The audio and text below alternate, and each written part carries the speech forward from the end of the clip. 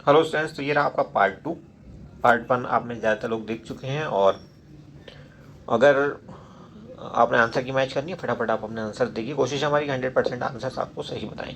Okay, तो quality में हम कोई कंप्रोमाइज़ करने वाले नहीं है। 51 नंबर सवाल देखिए, कौन सा इंपॉर्टेंट सबसे इंपॉर्टेंट क्वालिटी है। हालांकि अदर क्वालिटीज़ भी इंपॉर्टेंट है, बट डी ऑप्शन बेस्ट है इनमें।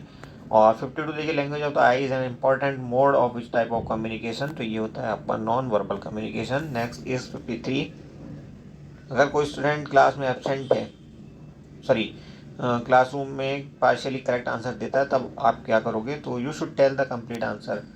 कि अपने आप आपको उसका कंप्लीट आंसर बताना होगा, ज़्यादा अच्छा ये रहेगा। उसके बाद 54 कहता है, इफेक्टिव टीचिंग के लिए, टीचिंग लर्निंग प्रोसेस के लिए which among the following condition is highly essential, सबसे ज़्यादा ज़रूरी है। एक्टिव इंटरेक्शन ज़रूरी है between teacher and students. Okay, 55 कहता है, which among the following is most suited to the teaching of profession. तो आपका ऑप्शन ए यहाँ पे बेस्ट है। 56 देखिए, as a teacher you are participating in a meeting of staff, you do not agree with the decision taken by the majority board, your stand would be to, क्या करोगे आप ऐसे में? तो give valid argument to convince others with your view point.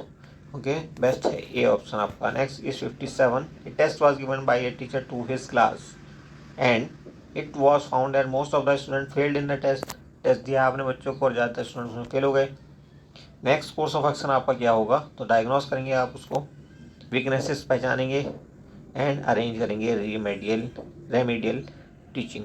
Okay, 58 देखिए, your younger brother has just pass his BSc honours. यार ये सवाल बहुत ही बेहद बकवास सवाल है। इनमें से कुछ भी आप सजेस्ट नहीं कर सकते, ये उसके इंटरेस्ट पर डिपेंड करेगा कि वो किस तरफ जाना चाहेगा। तो कोई ऑप्शन करेक्ट नहीं है। लेट्स सी कि एमी क्या करता है इस क्वेश्चन का। 59 कहता है, minor behaviour of the student can be corrected by तो engaging the students in learning process. देखिए, स्कॉर्डिंग कभी मत कर देना। ये आंसर कहीं से कहीं तक किसी भी एग्जाम, ऐसे क्वेश्चन हर एग्जाम में आएंगे, आपके सीटेट में ही पूछे जाएंगे आपसे। और टीचिंग के लिए आप KV का एग्जाम देंगे, NV का एग्जाम देंगे, किसी भी स्कूल का एग्जाम देंगे, ये क्वेश्चन पूछा जा सकता है आपसे। स्कॉल्डिंग या कहना चाहिए पिटाई या बच्चे से नाराज़ होना, ये कोई ऑप्शन नहीं होता, कभी भी ये ऑप्शन सही नहीं हो सकते। ओके, ध्यान रखना इसका, ये बहुत ही बारीक और बहुत ही इंपॉर्टेंट पॉइंट है आपके लिए। If someone students are not attentive in the class, you will focus on them by saying interesting things related to the topic being taught. उनका इंटरेस्ट बनाने के लिए आपको ऐसा करना चाहिए। Why do you think student bunk the class? आप क्या सोचते हैं किस लिए स्टूडेंट क्लास बंक करते हैं? तो लैक ऑफ टीचिंग एड्स, नहीं नहीं नहीं, teacher is not attending there needs, teacher उन पर ध्यान नहीं दे रहा है। ओके, इंटरेक्ट करेगा टीचर, उनको इन्वॉल्व करेगा टीचिंग प्रोसेस में, टीचिंग लर्निंग प्रोसेस में, तब जा करके वो बंक करना छोड़ेंगे, उनको इंटरेस्ट आएगा और वो बंक करना छोड़ देंगे। 62 कहता था, first important step in teaching in class is, सबसे इंपॉर्टेंट फर्स्ट इंपॉर्टेंट स्टेप पूछा है, knowing the background of the student. Option B आपका करेक्ट हो जाएगा। Next is 63, what will you do as a teacher if you are asked by the head of the school to teach a subject which is not your area of teaching? आपको different subject पढ़ाने के लिए कहा जा रहा है, तो आप क्या करेंगे? रिफ्यूज कर देंगे politely. Moral values could be inculcated among students by behaving ideally. अगर आप चाहते हैं कि बच्चा आपका मोरल वैल्यूज सीखे, स्टूडेंट सीखे, तो आपको क्या होगा करना होगा? आइडियली बिहेव करना होगा उसी ढंग का। जैसे कोई कीमती पेन अगर आपको कहीं पे मिल जाता है स्कूल की बाउंड्री के अंदर, तो आप जा कर के प्रेयर के वक्त सबके सामने कह देंगे कि ये एक पेन मुझे मिला है, तो बच्चों को ये मैसेज जाएगा कि आप जो है बहुत ईमानदार हैं, और ऐसा करके आप बच्चों को ईमानदारी सिखा देंगे। ओके, अगर आप ललचा करके उस पेन को अपने पास रख लेंगे और बच्चों ने देख लिया कि आपने चुपचाप कुछ उठाया और अपने पास रख लिया, तो फिर बच्चे चीटिंग करना शुरू सीख जाएंगे। 65 देखिए, there is social issue in the village in which you are a teacher, what will you do? आप क्या करोगे? Try to pacify the stake holder of the village, जितने भी वहाँ पे इन्वॉल्व लोग हैं उनको आप पैसिफाई करने की कोशिश करेंगे अपनी तरफ से।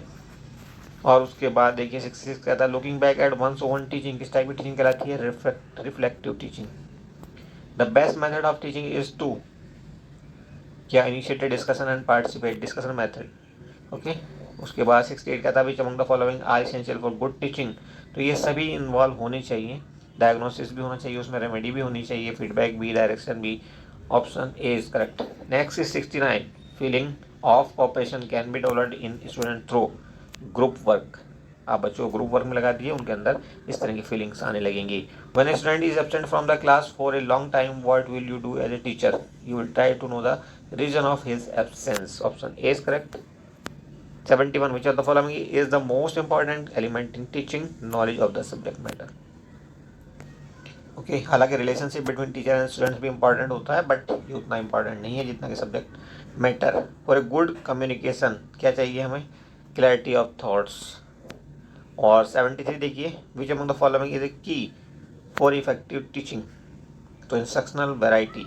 Option C is correct. Next is question number 74, the use of teaching aid is justified on the ground of effective engagement of students in learning tasks.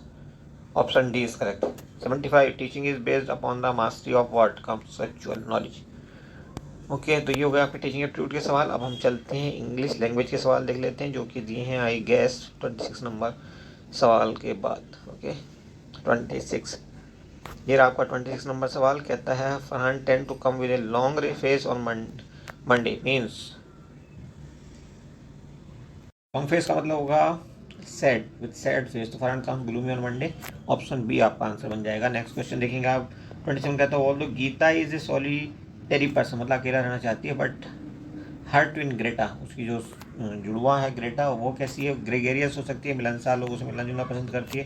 तो ऑप्शन ए हालांकि ज़्यादा अच्छा है, हालांकि गैरुलस बातें बनाने वाला होता है, तो ये भी एक ऑप्शन हो सकता है, but I think it is better option is A.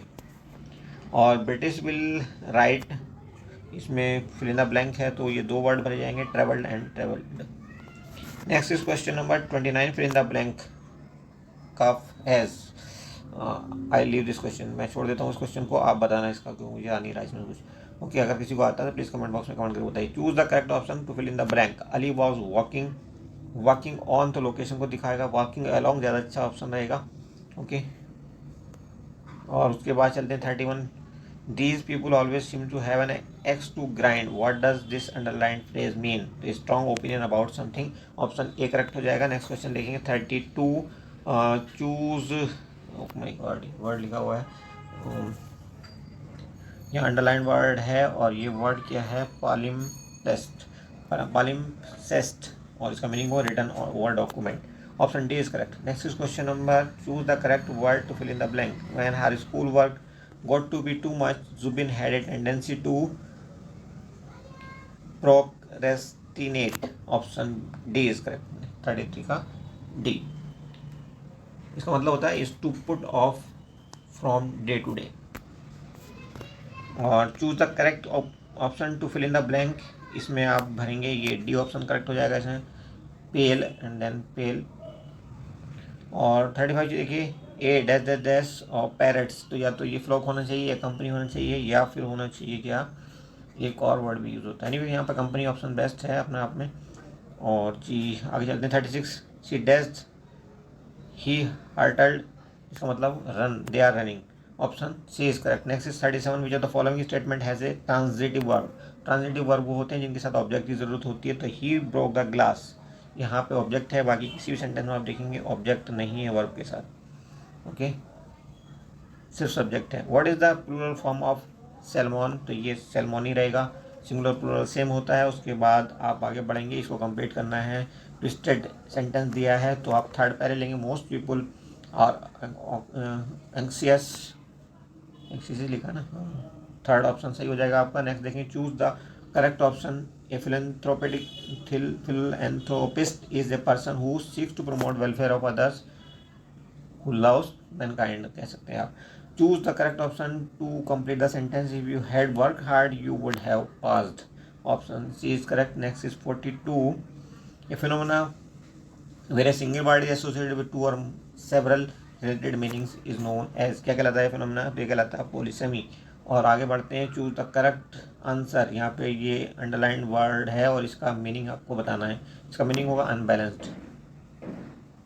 और choose the correct spelling, conceive होगा ये, ऑप्शन ए करेक्ट हो जाएगा। 3 सवाल अभी छूटे हुए हैं जो कि हमें अलग पेज में दिए हुए हैं, तो हम चलते हैं वीडियो के एंड में, जिस मोमेंट इस वीडियो के एंड में वो एडेड हैं, और ये हैं वो क्वेश्चंस कुछ। जस्ट मोमेंट, ये भी है ना, ओके यस, ये तो हमने देख लिया, यहाँ पे ज़्यादा क्लियर है। ओके ये भी देख लिया ना, yes okay. When I lose something I look for it, option D correct हो जाएगा। देन 43 कहता है have the book worm heard of ear worm, तो tune repeating in ones head, option B इसका करेक्ट हो जाएगा। नेक्स्ट क्वेश्चन देखिए 44 fill in the blank by choosing the correct option, every student should have access to computer in the library, okay तो option D correct हो जाएगा। और जिस दिया हुआ है I saw him conducting the rehearsal, choose the correct option, change the given sentence into passive voice, तो यहाँ पे सब्जेक्ट को आप ऑब्जेक्ट बना दीजिए, ऑब्जेक्ट को सब्जेक्ट और बीइंग का इस्तेमाल होगा। I saw the rehearsal being conducted by him, option D correct हो जाएगा। नेक्स्ट क्वेश्चन देखिए choose the word option sorry correct option to fill in the blank, you had better get in to the train, okay option B is correct. और next 47 कहता है my uncle made lunch for me my brother and my brother and I, तो ये हो जाएगा option D correct इसका।